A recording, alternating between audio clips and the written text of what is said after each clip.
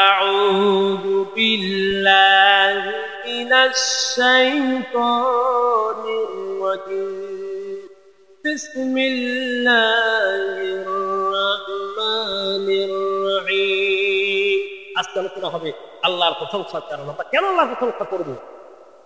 আল্লাহ পাক বলছেন বান্দা আমার ফালিল্লাহিল হামদু রাব্বিস সামাওয়াতি ওয়া রাব্বিল আরদি রাব্বিল আলামিন।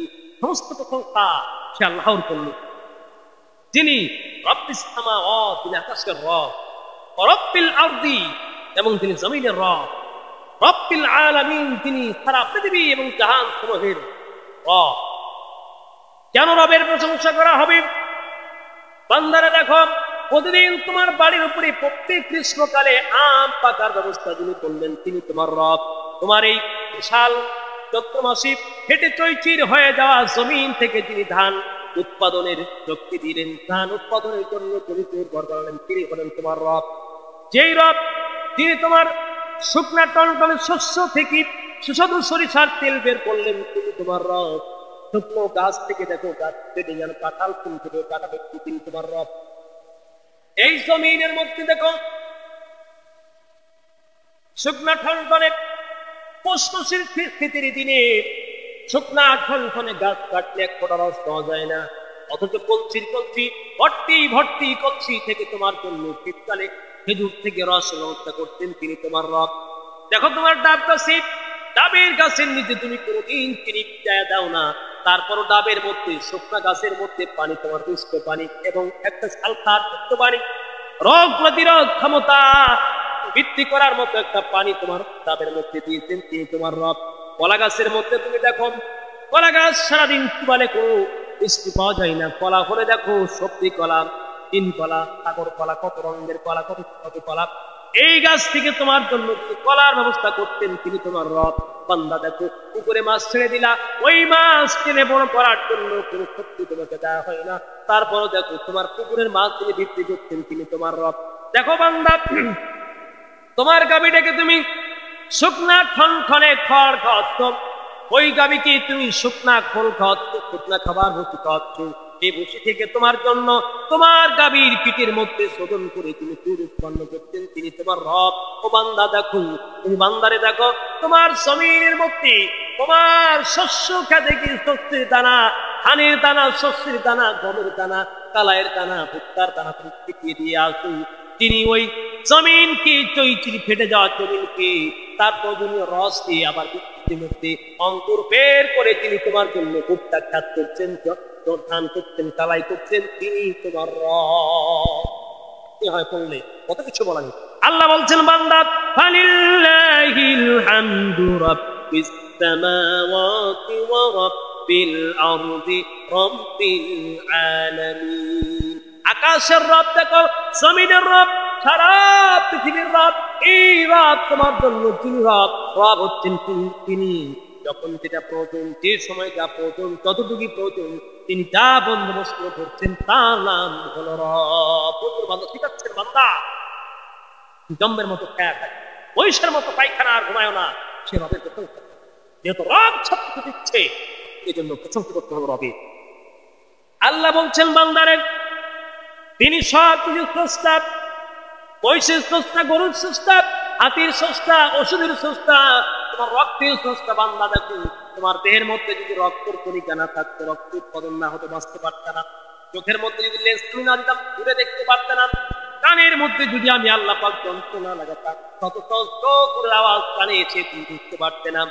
দাঁত আমি আল্লাহ যদি মজবুত করে পেতে না দিতাম, তাহলে তাঁতকে ছোট হাড্ডি চাবা খেতে পারতে না। রে বান্দা, তোমার এখানে ফুল যদি না দিতাম, ফুল করতে হতো না।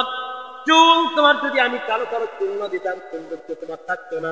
তোমার হাতের আঙ্গুলগুলি যদি আমি এইভাবে স্পঞ্জারের ব্যবস্থা আমি যদি না করে দিতাম, তাহলে তুমি হাত দিয়ে ধরতে পারতে না। বান্দারে সারাদিন পিঠে খাবারে কাজ করে 500 টাকা নিয়ে আস, হাতের আঙ্গুল যদি আমি এভাবে না করতাম, পারতে না। সব কিছু কর্তা যেহেতু আমি আল্লাহ, দিন শেষে শুকরিয়া আদায় করতে হবে আমি আল্লাহ।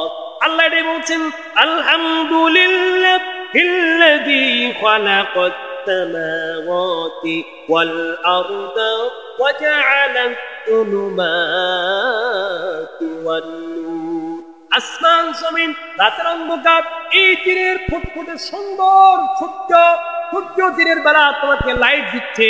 আজকে বিজ্ঞান বলছে সূর্যের আলো পৃথিবীতে না থাকতো এই সারা পৃথিবীতে সুজলা সুফলা এই বাংলাদেশের অস্তিত্ব থাকতো না, পৃথিবীতে খাদ্য উৎপাদন হতো না।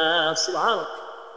আবার দেখো পূর্ণিমার রাতে স্নিগ্ধ চাঁদের আলো আমি দিয়েছি, ওই স্নিগ্ধ চাঁদের আলো দিয়ে দেখো বান্দা এই তাল গাছের রং ধরায় দেই। দেখো বান্দা আলাদা আম, কত সুন্দর রঙিন আম, এই আমের মধ্যে মিষ্টতা দান করি।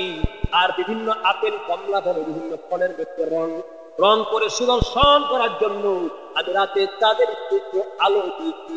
আর ওই ফলের মধ্যে মিষ্টতা আনয়নের জন্য আমি আল্লাহ প্রতিদিন সূর্যকে আমি আল্লাহ আদেশ করে তোমার জন্য লাইট ব্যবস্থা করছি।